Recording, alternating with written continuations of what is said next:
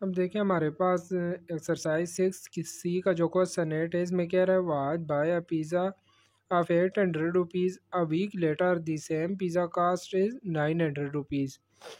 When was asked the manager for the reason, he explained that the government has imposed a general sales tax on our restaurant. What is the general sales tax percentage? हमने sales tax की percentage find करनी है। जो pizza price हमारे पास 800 rupees थी, देखिए tax price हमारे पास 100 rupees, क्योंकि जो पिज़्ज़ा की न्यू प्राइस है टैक्स के बाद वो 900 है, तो मीन कि हमारे पास जो टैक्स प्राइस है वो 100 रुपीज़ होगी।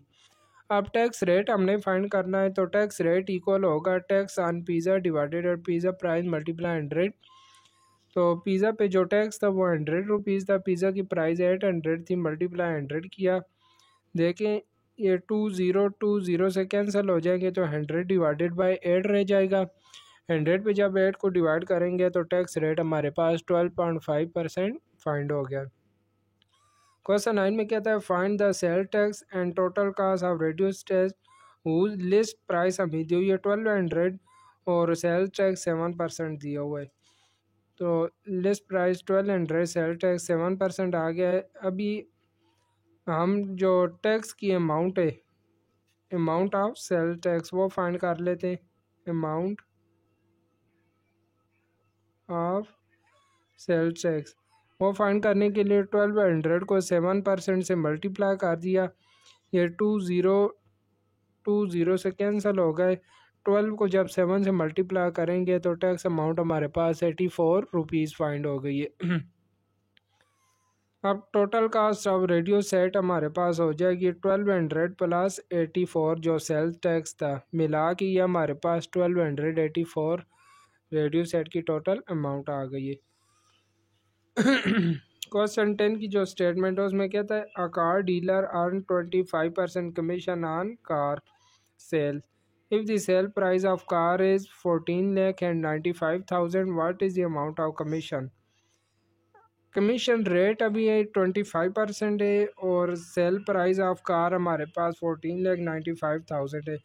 अमाउंट ऑफ कमीशन फाइंड करने के लिए जो कार की सेल प्राइस थी उसको 25% से मल्टीप्लाई कर दिया। ये 2020 से कैंसिल हो जाएंगे। बाकी ये जो हमारे पास रकम है इसको 25 से मल्टीप्लाई कर देंगे तो ये हमारे पास अमाउंट ऑफ कमीशन आ गई 3,73,750 रुपीज़। क्वेश्चन 11 में शर्ट की कास्ट दी हुई है 750 without value added tax. Find the total price including 12.5 value added tax. Shirt की कास्ट ये दी हुई है, वैल्यू एडेड टैक्स रेट 12.5 दिया हुआ है, तो हम tax amount of tax find कर लेते हैं। Amount of tax value added tax की अमाउंट फाइंड करने के लिए 750 को 12.5% से मल्टीप्लाई कर दिया। 12.5 को जब 750 से मल्टीप्लाई किया तो हमारे पास यह टर्म आ गई डिवाइडेड बाय 100।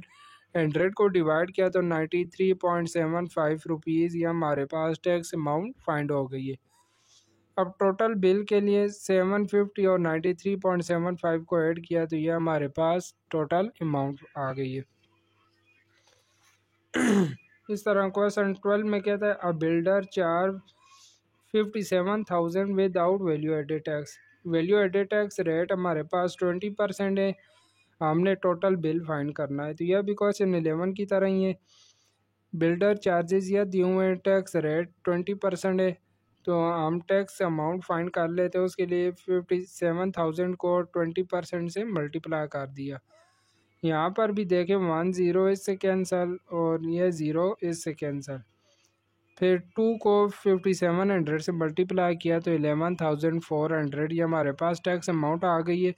यह जो टैक्स अमाउंट थी इसको ऊपर वाली जो अमाउंट थी उसमें ऐड कर दिया तो हमारे पास यह टोटल बिल आ गया। क्वेश्चन 13 में कहता है वैल्यू एडेड टैक्स रेट 15% दिया हुआ है और जो आइटम की कास्ट है वो 7500 है।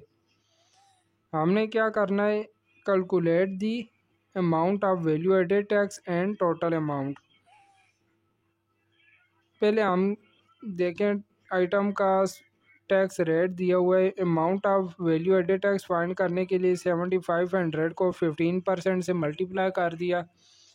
ये 2020 से कैंसिल हो जाएंगे। 75 मल्टीप्लाई 15 करेंगे तो 1125 ये हमारे पास amount of value added tax आ गई है। अब टोटल अमाउंट फाइंड करने के लिए दोनों अमाउंट को आपस में ऐड कर दिया तो ये हमारे पास टोटल अमाउंट फाइंड हो गई है।